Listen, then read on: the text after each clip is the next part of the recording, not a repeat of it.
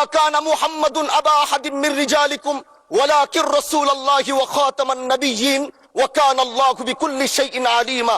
আপনি জানেন নবীর পরে আল্লাহ নবী হচ্ছে আমার ইমানের অংশ, আমার ইমানের পার্ট।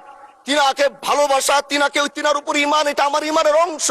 তিনি আমার শেষ নবী, যেটা কোরআন ঘোষণা দিয়েছে। নবীও বলেছে আনা খাতামুন নাবিয়্যিন লা নাবিয়্যা বাদি, আমি শেষ নবী, আমার পরে কোনো নবী আসবে না। কিন্তু মাননীয় স্পিকার, দুঃখের সাথে বলতে হয়, বাংলাদেশের এরকম একটি পার্ট রয়েছে, যেই পার্টের এক অংশ মানুষ, তারা নবীকে অস্বীকার করে, তারা মুসলমান দাবি করে। এবং এই বিষয়ে অনেকেরই ধারণা আছে, তারা জানে এই আন্দোলন করতে গিয়ে অনেক মুসলমানকে রাস্তায় শহীদ হতে হয়েছে, আন্দোলন করতে হয়েছে।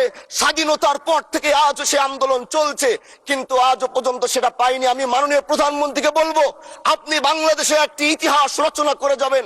আপনার মাধ্যমে যদি এটা স্বীকৃতি পায়, যারা নবীকে অস্বীকার করে তারা কোনোদিন মুসলমান থাকতে পারে না, এটা আইনের মাধ্যমে, এটা বাংলাদেশের পার্লামেন্ট থেকে ঘোষণা হবে, সেটা আমরা চাই।